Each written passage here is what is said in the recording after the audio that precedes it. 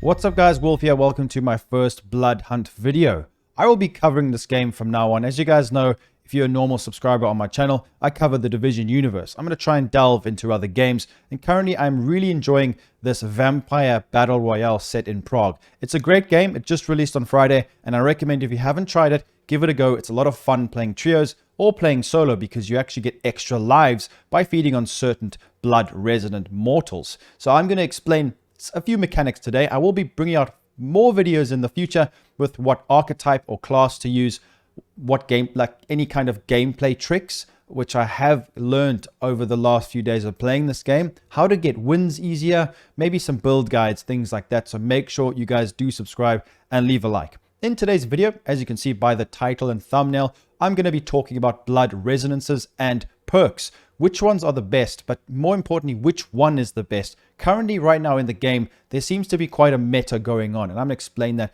in a second. So, first and foremost, let's take a look at the archetypes. So, each archetype you have to play with, and then you get a little number at the bottom there, which means what level you are with that actual archetype. Currently, I'm Enforcer, and if you go into it right here, this is a little perk. So, click on Muse. Bottom right is the actual perk section. So right now with Sanguine is the one that I am currently using. So you have to unlock these. I'm currently level 15 as it indicates by here. So I'm level 15. This one will be 16, 20, and then 18 here. So the one that I want to talk about is going to be Sanguine, guys, which is probably one of the best, if not the best talent or perk, should I say, in the game. The reason why this is so good is because blood resonances work very well in the game while you're playing. And this allows you to start off with 2 slots of sanguine blood resonance. This is health per second. It's a passive talent that allows you to regen health per second. It's incredibly strong. Now, what is a blood resonance and how do you stack them? So what a blood resonance is different blood types. So if we take a look in the actual game, when you're running around and you're trying to find guns, you will see or notice that some of the mortals or NPCs will be standing there, just minding their own business, and then when you pulse, they will start glowing. Now, different blood types have different colors. We'll talk about that in a second, but these NPCs have got resonant blood. So when you feed on them, for example, you feed on a pink NPC who's glowing pink, you will get sanguine, which means you will actually activate an extra slot. So you can get a maximum of 3 slots in the bottom left-hand corner per blood type. So once you've got all 3 slots, to actually increase the amount of slots you can get, you have to diablerize other players. So when you down players, you pick them up, take their blood away, and then you can get up to a maximum of 7 slots. But the reason why I want to mention what blood resonance is to showcase that you can stack sanguine higher, which is really, really powerful. Now, there are different tiers of it. Let's talk about the different blood resonance types so you're familiar with it. So teal color will be phlegmatic, which reduces the cooldown of your archetype skill. Melancholic, which is purple, reduces the cooldown of your clan skill.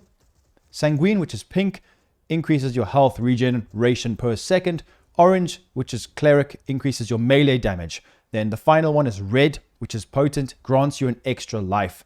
Only stacks up to 1. This is only in solos. So if you die, you get brought back to life. And then if you feed on another NPC who's glowing red, you get the red blood resonance, which is called potent, and then you get another life. So that's the great thing about this game playing solo. You can come back and get revenge, which I do enjoy.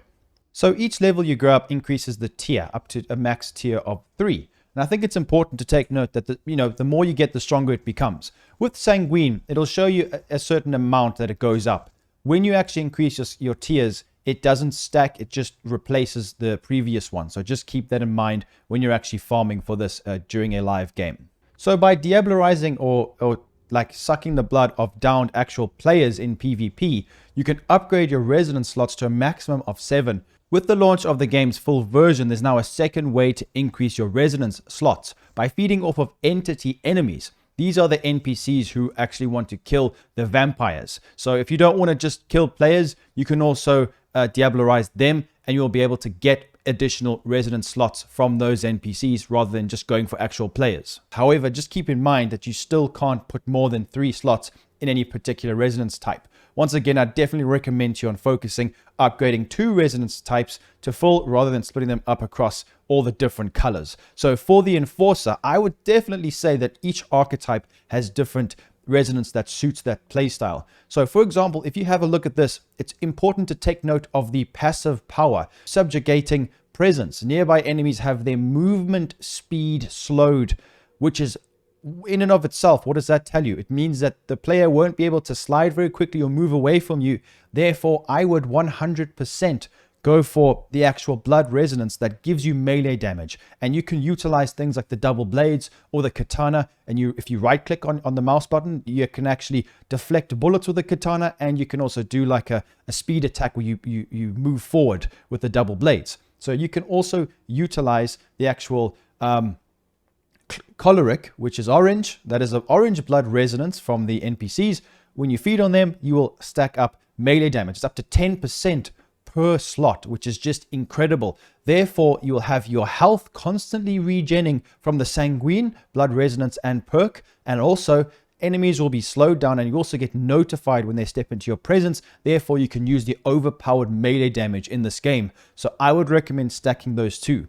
It's going to be sanguine and the choleric, which is incredible. And I think it's a really good trick for you guys to learn. Once you get that nailed down, if you get near somebody, pull out your sword or your double swords or axe, whatever you have, baseball bat with barbed wire, and go for it, because trust me, you'll never die, especially in a game like this where you can get out of trouble very easily. Now, I will go through all the different archetypes very soon, but hopefully you guys did enjoy this video. Learn the blood resonance types and get used to them, especially with what archetype you're using. I will be putting this will be part of a build guide when I make build videos. I'll be able to actually integrate all of these different perks and blood resonances into different build types. Obviously, the guns and things like that will go into it, but just for now, I wanted to make this very clear to people. So make sure you guys utilize sanguine and get out there and get some wins. So make sure you guys leave a like, subscribe. I will be seeing you in the next video. Peace out, guys.